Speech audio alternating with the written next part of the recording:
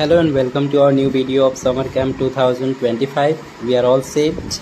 All the students and staffs are ready. Here is our bus with our team, and the students are fully prepared with their bags. You can see the excitement on the faces of each and every student. They are going in a queue. The happiness and the excitement on the faces are priceless. It's morning time and the atmosphere is very cool and calm. The students have come on time and also their parents supported really well. As you know, in summer and winter we always do a trip. The main reason behind doing this type of trips, it is all for our students. जब हम summer या winter camp करते हैं तो हमारा मकसद होता है कि बच्चों को नए वातावरण, नए चीज़ों और नए माहौलों से जोड़ें, क्योंकि बच्चे घर से स्कूल, स्कूल से घर तो पूरे साल भर आते हैं। यही वे मौके होते हैं जब उन्हें नई जगहों पे जाने का मौका मिलता है, नई चीज़ों को देखने, समझने और सीखने का मौका मिलता है। बस इसी सब को ध्यान में रखकर हम लोग ट्रिप का आयोजन करते हैं।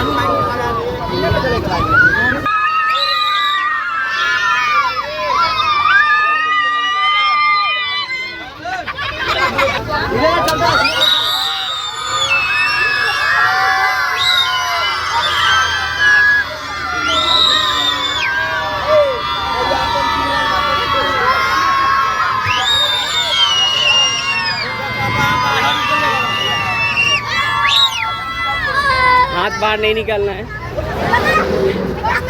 चलो चलिए चलिए चलिए चलिए। तरबूजा यहीं पे ले लिया जाए। उधर तरबूजा है, वहाँ पे तरबूजा की खेती इधर ही होता है। देखो Now the wait is over and we have reached to our first visiting place, that is Ashoka Pillar in Pagoda. You can see here the students are entering. It's the first visiting place where we all will visit. So we all are entering. This is the entry gate. So students are following the discipline. It's a wonderful thing that they are maintaining the discipline, and it's the sign of a well disciplined student of the Achievement Public School Tezpur. और जहाँ भी हम लोग visit करने जाते हैं, ये पहला फीडबैक मिलता है कि सर आपके बच्चे बहुत डिसिप्लिनेड हैं, और इससे हमें कहीं ना कहीं काफ़ी खुशी मिलती है कि जिन चीज़ों पे हमने काम किया है उसका परिणाम सही मिल रहा है।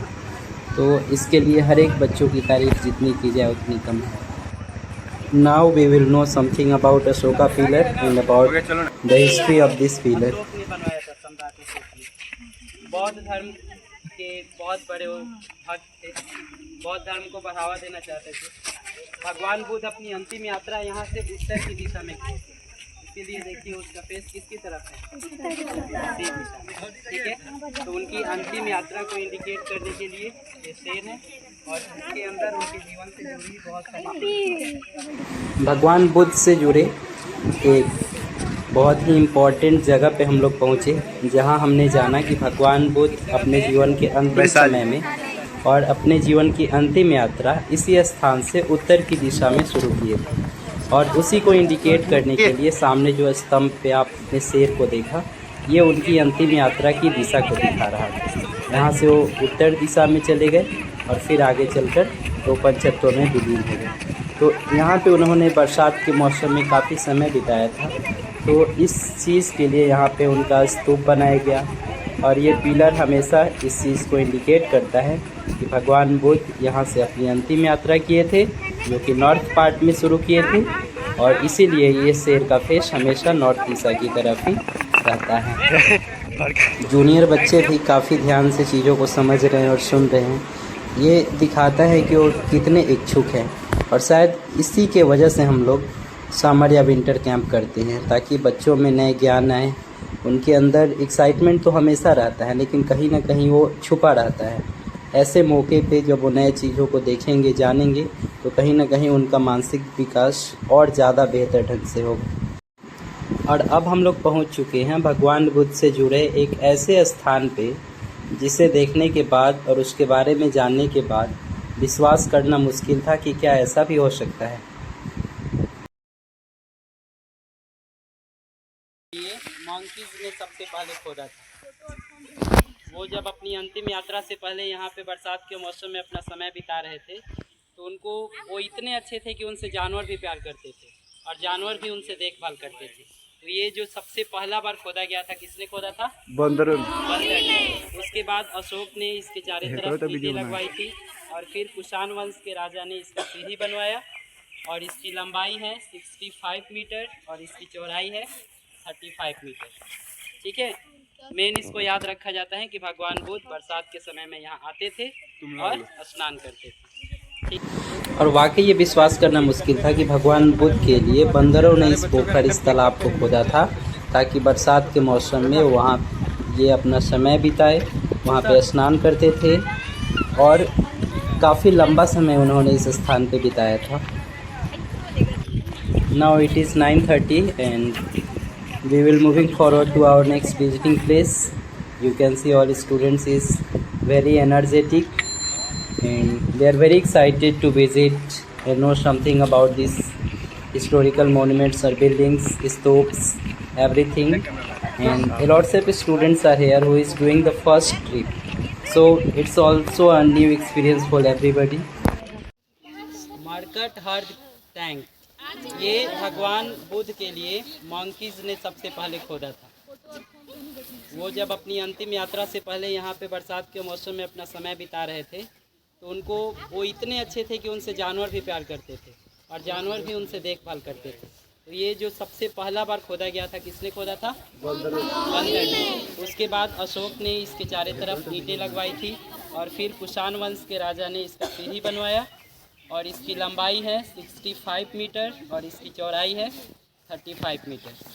ठीक है, यहाँ छोटे छोटे स्तूप्स हैं जिनके अंदर भगवान बुद्ध तथा उनके जीवन से जुड़ी कई वस्तुएं हैं जिन्हें दफनाया गया है और कहीं न कहीं ये हमारे इतिहास को जिंदा रखती हैं। और यहाँ का एटमॉस्फेयर, यहाँ का वातावरण और यहाँ का क्लीनिनेस, साफ सफाई सबसे ज़्यादा आकर्षक का केंद्र रहा। और अब हम लोग आगे बढ़ेंगे, गाड़ी में मनीष सर गाड़ी में लीजिए, अगले विजिटिंग प्लेस पे पहुँचेंगी। जैसा कि आप देख सकते हैं कि हम अब वर्ल्ड पीस पैगोडा पे पहुँच चुके हैं।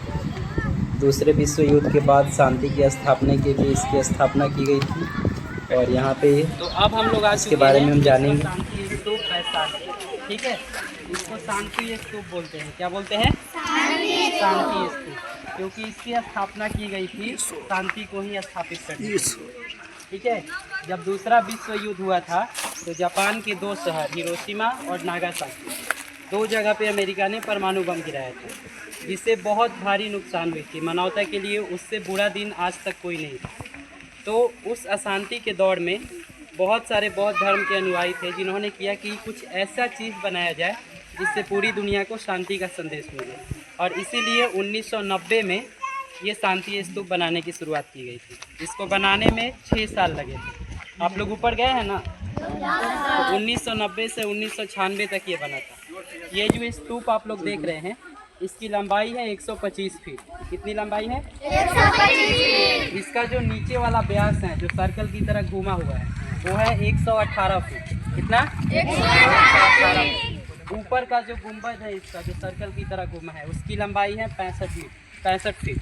कितना? 65 फीट। इसको बनाने में 440 मीट्रिक टन सीमेंट लगे थे। ठीक है, 440 मीट्रिक टन सीमेंट लगे थे। 2,40,000 ईंट लगा था। 2,40,000 ईंट लगा था और 100 मीट्रिक टन छड़ लगा था। और टोटल 6 साल में इसको बना करके तैयार किया गया था। कितना मूर्ति आप लोग देखें ऊपर? 4। जो पहले मूर्ति थी सोने की, वो इंडिकेट कर रही थी भगवान बुद्ध के जन्म को। ठीक है, दूसरा, जब वो जन्म के बाद बचपन में उनका नाम सिद्धार्थ था, सिद्धार्थ से बुद्ध बन गए, तो दूसरी मूर्ति किस चीज़ को दिखा रही थी? उनके ज्ञान प्राप्ति की। ठीक है, तीसरी मूर्ति दिखा रही थी कि वो कैसे अपने बौद्ध धर्म का प्रचार किए, और जब उनको पृथ्वी पर आना सारा काम उनका ख़त्म हो गया, तो लास्ट में वो क्या हो गए? हम लोग को छोड़ करके चले गए, स्वर्ग सिधार गए। ठीक है, तो चौथा उनके अंतिम यात्रा को, अंतिम समय को दिखाया जा रहा है। ठीक है, तो आज आप लोग शांति स्तूप के बारे में जाने। समझ में आया ना?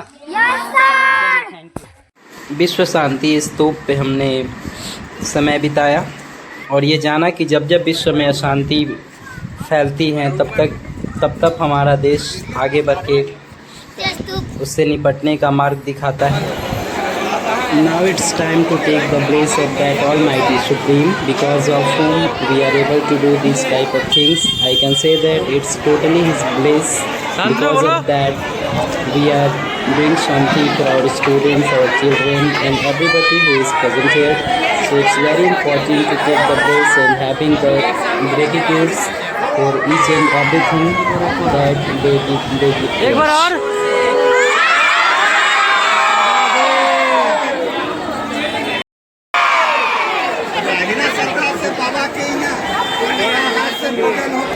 और अब वो समय आ गया है जिस चीज़ का इंतज़ार सभी को था। अब हम पहुंचने वाले हैं aqua city water park Muzaffarpur, और यहाँ पे बच्चे धूम मचाएंगे और यहाँ खुलकर एंजॉय करेंगे, जिसके लिए बच्चे काफ़ी एक्साइटेड थे काफ़ी समय से।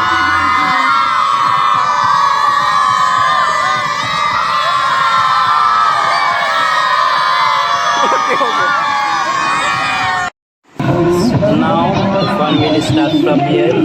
You can see the uniform for swimming and bathing. Every student is very excited to enter as soon as possible, and you can see the facilities and the environment of the Aqua City Water Park Muzaffarpur, and it's a totally priceless moment. यही सब moment है जिसके लिए ऐसे tour का आयोजन होता है। हर एक बच्चों के चेहरे पे जो खुशी है, शायद उसकी कीमत कोई नहीं लगा सकता। ये कुछ ऐसे मोमेंट्स हैं जिन्हें बच्चे हमेशा याद रखेंगे। ये पल, अपने दोस्तों के साथ बिताए हुए ये समय और ये एंजॉयमेंट, ये शायद हमेशा इन्हें याद रहेगा, और इसीलिए मैंने कहा कि इसकी कोई कीमत नहीं हो सकती है। छोटी सी कीमत देकर बच्चे इस ट्रिप का हिस्सा बने हैं, लेकिन जो मोमेंट्स जो सबको मिलेंगे यहाँ से, शायद वो जीवन भर उसको चेरिश करके रखेंगे।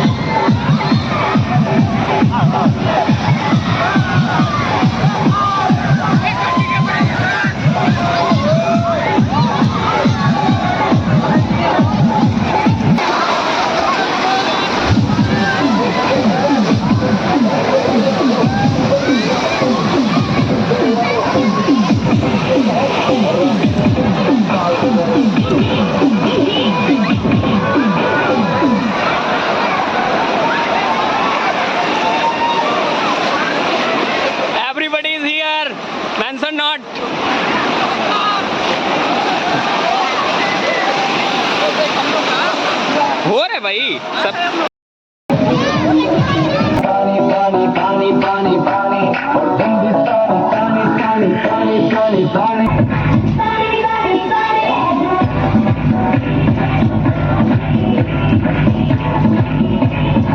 रुको यहीं पर।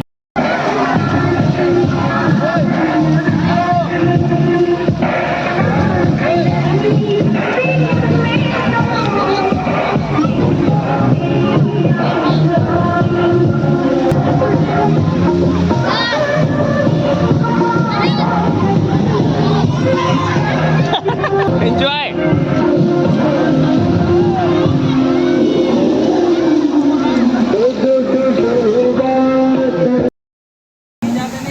जाइए ना।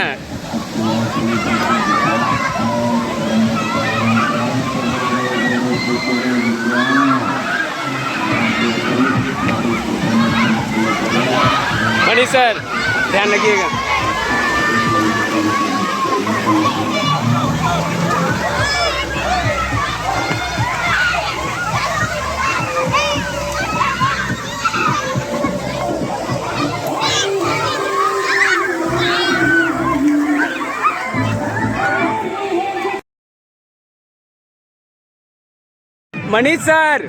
मनीष सर यहीं पे घुमाइए ना इधर।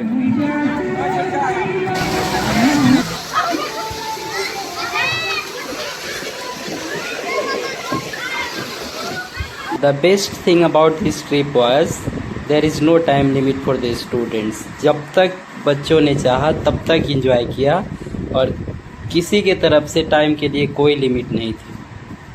और आपने देखा होगा कि कैसे बच्चों की खुशी के लिए बच्चा बनना पड़ता है खुद भी, और इसीलिए हमारे जो भी टीचर्स हैं, जो भी स्टाफ हैं, सब ने आज टीचर स्टूडेंट के बीच का जो एक डिस्टेंस होता है जिससे स्टूडेंट डरते हैं, आज कहीं ना कहीं उसका कोई ऑब्जेक्शन नहीं था और बच्चे फुली एंजॉय किए बिना किसी डर के। उन्हें ज़रा भी ये फील नहीं हुआ कि वो अपने घर से दूर है, उनके अंदर कोई डर नहीं था। वो एकदम निर्भीक होकर इस ट्रिप को एंजॉय किए और शायद यही वो मोमेंट्स हैं जिसकी कोई कीमत नहीं लगाई जा सकती। इसीलिए हम सब हमेशा कहते हैं कि द APS सिर्फ एक विद्यालय नहीं बल्कि एक फैमिली है और हर एक स्टूडेंट्स उस फैमिली का एक इम्पॉर्टेंट सदस्य हैं। हर एक पेरेंट्स जो भी हमारे विद्यालय से जुड़े हैं हमारे द APS फैमिली का एक अभिन्न हिस्सा है और सबके योगदान से ही हम कोई भी ट्रिप या कोई भी इवेंट कर पाते हैं। And a big thanks to all the parents जिन्होंने अपने बच्चों को हमारे साथ भेजा, हम पे भरोसा किया। सबका आभार। जो भी बच्चे इस ट्रिप का हिस्सा नहीं बन सके वो टेंशन ना ले, विंटर कैंप में सबको मौका मिलेगा। आप सब विंटर कैंप में ज़रूर जाएंगे, ये द APS का वादा है।